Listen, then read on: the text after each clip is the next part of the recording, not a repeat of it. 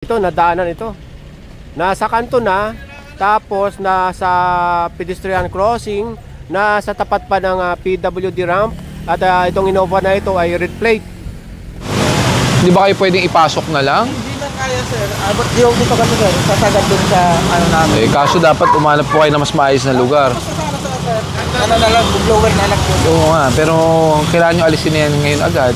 Hindi nyo pwedeng tapusin yan. Alisin mo na lang, sir. Sa sidewalk nakapark. Oo, sir.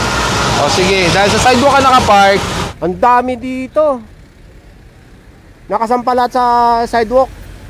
Hanggang doon pala, oh. Ang dami.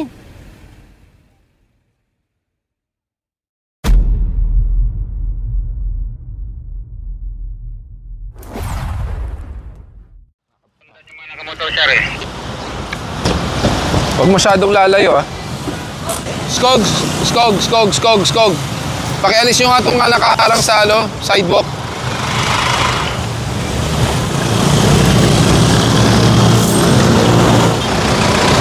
Tanggalin nyo itong mga to.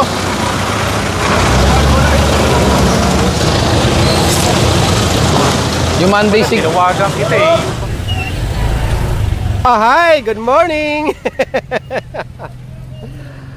Magandang umaga sa inyong lahat. Ngayon ay December 9, 2025 at sa oras na 10 ng umaga.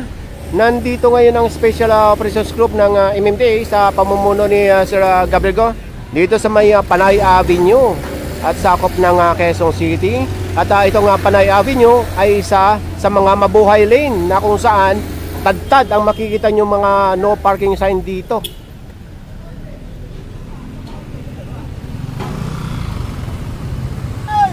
Hello! Good morning! Ingat lagi! So, tuluyan ang mahatak yan. Doon tayo sa unahan. At ando doon na si Sir Gab. Ang bilis lumakad. At dito tayo sa may vendors. Kasama yung Skog. Ayun, may vendors doon eh. Oh. Ang problema, sidewalk yan. Sidewalk. Dapat walang nakaharang sa sidewalk.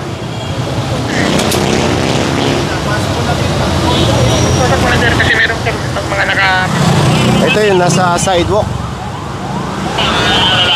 Yung naka-usli na yan, yung Toyota. Pag walang driver yan, itow na natin yan. Asa si 33?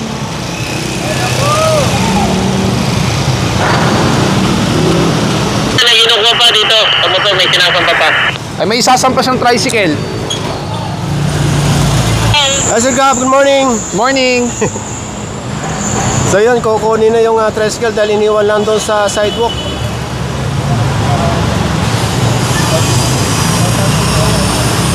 Or isasapa na sa tow truck. Nasaan na? Nasaan na yung 33?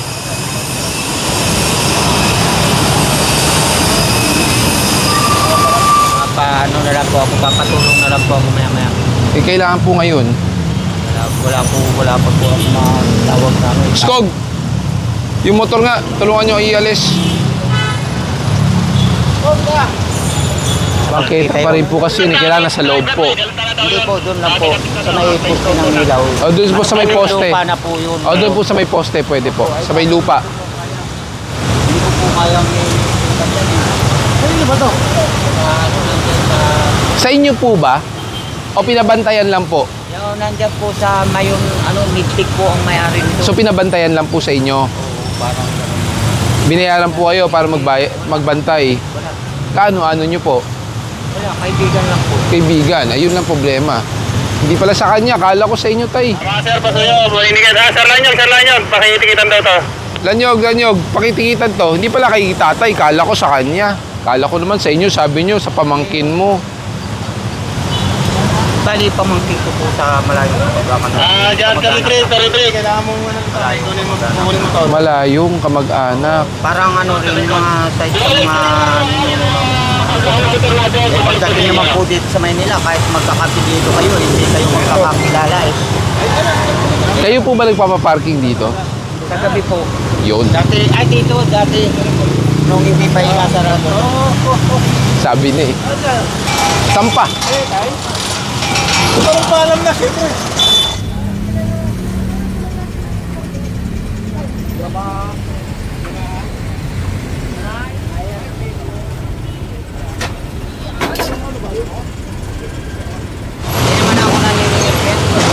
Hindi yun nga po, as long as may nagbabantay po, syempre, expected po yan, mag-aabot sila sa inyo. So kahit mali yung parking, akalain nila pwede paradahan. Sir, magandang umaga po. Sir, ako po, kahit po okay lang po para ito. May hearing po kasi kami. Bawal po yun. Alam po namin, pero ito po talaga. Ito, babayaran na po namin yung penalty. Opo. Eh, doon po sa impounding yung bayaran ng penalty, not here. Wala po kasi kami official receipt dito. Okay po. Tulong nga po magigisuyo kung may official receipt na po. Ay, wala po. Once na may impounding notice na, automatically sa impounding area na po yan. Ang ano po sir, hearing po kasi namin, yun na po talaga yung transport namin. Hindi po namin maibababa kasi once na binaba po natin yan, magkakaproblema po yan. Walang problema. Naiintindihan ko naman po yan. Sa impounding na lang makukuha naman kaagad yan, ha? Alam naman po namin. Okay. Ano na lang po ako baka po ba? Hindi, once na may notice, wala na talaga, ha? Okay, thank you. Thank you. After natin sa Panay Avenue, nandito tayo ngayon sa may Scout Borromeo.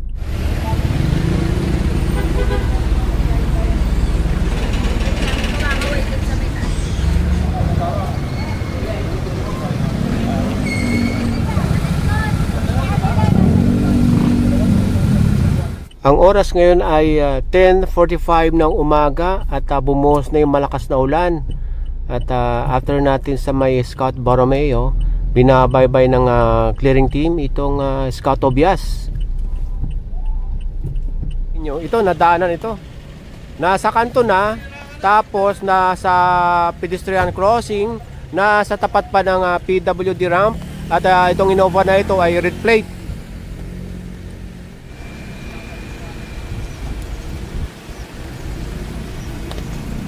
O, kabilaan, no? PWD ramp.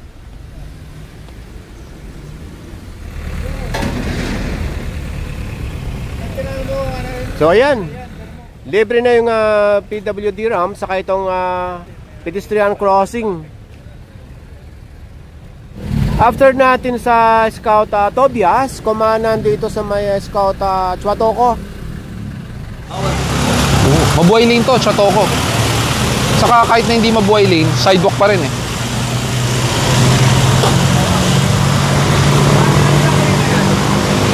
Hindi ba kayo pwedeng ipasok na lang? Hindi na kaya sir. But di ako dito kasi sir, sasagad dun sa ano namin. Eh, kaso dapat umanap po kayo na mas maayos na lugar. Ano na lang, blower na lang po. Oo nga, pero kailangan nyo alisin na yan ngayon agad. Hindi nyo pwedeng tapusin yan.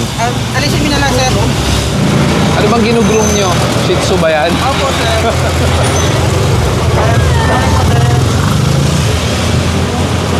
Ay.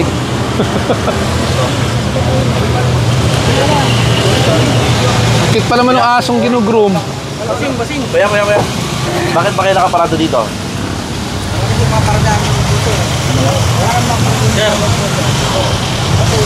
So, natikitan yung driver nitong Magical Tales Mobile Pet Grooming.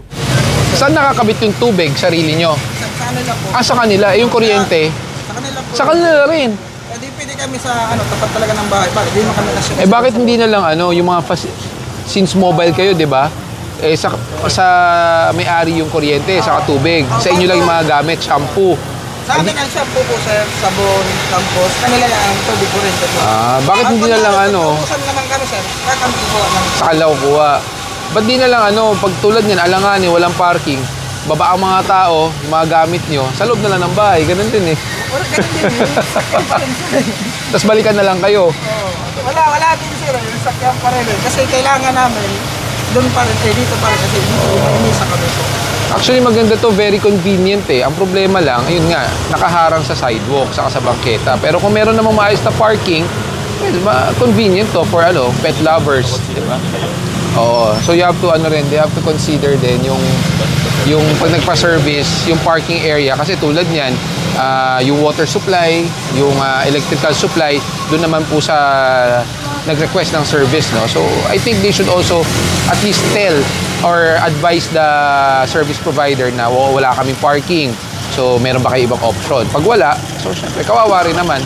But then again, as drivers, we have to be more sensitive about these things na nakapark tayo sa sidewalk, nakaharang tayo sa kalsada. So yung mobility ng mga kababayan natin, lalo na yung mga naglalakad, medyo maaantala yan. Saka syempre, safety hazard na rin para sa mga motorista. So may violation to sir kahit Yes. hindi naman siya unattended?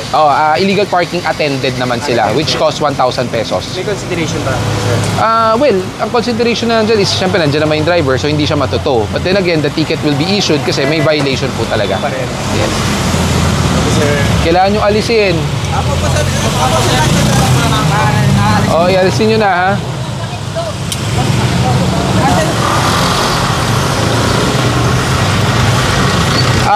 Yung mga payong dyan sa harap, paki naman, nakausli na oh. From Scout Chuatoco, kumanan dito sa may Scout Santiago.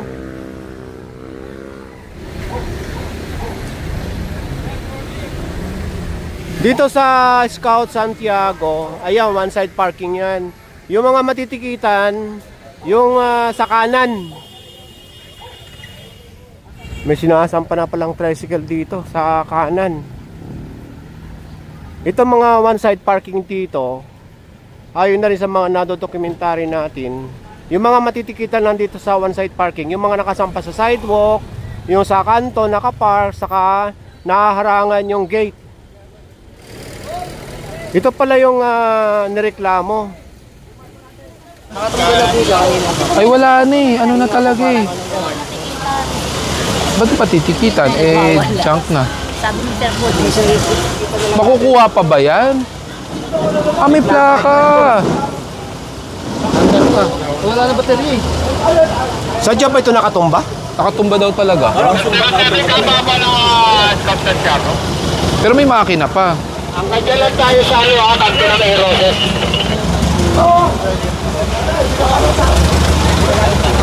Pakarga mo na sa tota. Siksik na lang yan. Skog! Baklas ng tent. Bukod dyan, meron pa pala dito sa gilid. Ano na ito? Junk na raw. Ayon sa kanila, sa MMDA. Wala na palang makina.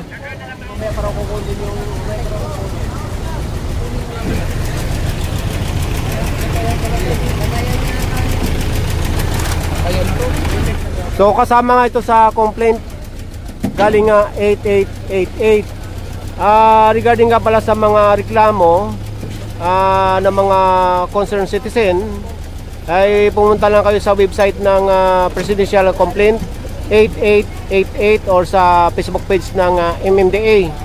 At pagka nagko-complain po kayo, samahan nyo ng litrato katulad nito. Hello! Good morning!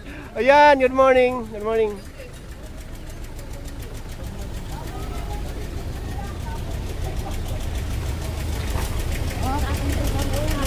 Nakakompes ka pala yung dito, tolda. Ayun, nakasampa na sa Skog. Ito yung tolda rito. Mahaba pala itong dito. Nireklamong mga, ayan, sari-saring nakatambak. Walang makina eh. Walang plaka. Sino So after natin sa may Scout Santiago, nandito tayo ngayon sa may Aeroses at kakanan ng Tomas Morato at kakaliwa ng Kamuning. At doon sa part ng Kamuning ay meron ding reklamo about sa mga illegal parking. Pagkaliwa dito sa Kamuning, yan ang unang natikitan yung CRV nasa kanto. Yun naman tinitikitan na yun, nasa tapat mismo ng no parking sign. Ito mga nakaharang sa sidewalk, ayan, tinitikitan na ng enforcer. Marami ito.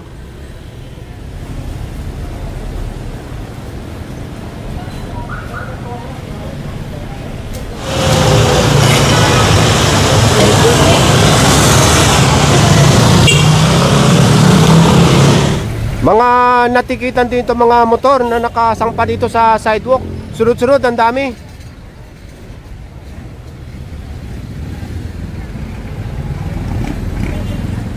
Pati itong Land Cruiser na nakapark dito sa tabi ng mga natikitang motor, ayan, natikitan. At pagka hindi pa lumabas ang may-ari nito, mahahatak. Ang dami dito. Nakasampa lahat sa sidewalk. Hanggang doon pala, oh, ang dami.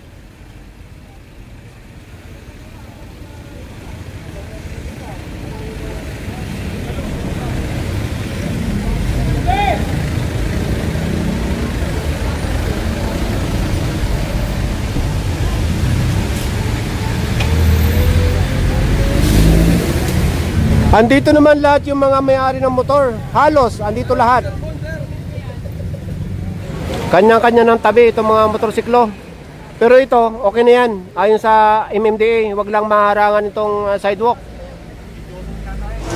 2,000 talaga. Hindi naman po nabubura yan. Bawal pong lagyan ng bura yan. Parang makano naman kami. Yan nyo na lang sa management yung kay Foreman. Hindi na sasagutin. Yun nga eh. Kasi dapat alam nyo rin saan ang tamang paradahan. Yan yung pinuno nyo na yung bangketa. Wala na malakaran. Sa inyo rin ba to? Hindi po. Iba naman. Yun lang. Yan nyo na lang sa management. Hindi na sana kahit 1,000 para Hindi kasi pwedeng burahin yan. Pag nabura yan, mako-question po yan. Gagawan pa ng report. Pero dapat kasi alam niyo dapat kung saan ang tamang paradahan. Sa sidewalk nakapark. O sige, dahil sa sidewalk ka nakapark at luma na yung helmet mo, bibigyan ka ng bagong helmet. Okay? Kung saan babayaran yung kanyang ticket dahil yung motor niya natikitan. Napansin yung helmet. Salamat, sir. Parking kasi kayo maayos. Lagi kita napapanood, sir eh. Kasama na pala ako sa titikitan. Ay, kasama ka na sa vlog eh. Salamat po. Baliktad. Sir, basahin, sir. Pwede rin. Tikitin ako. Ha? Hindi naman ibig sabihin ng tikita may libreng helmet. Siya kasi luma. Bawi lang, sir. Luma helmet niya eh. Bawi sa akin, sir eh. Magkano sana all? Alaon na lang, parang binawi lang yung ticket ah. Oh.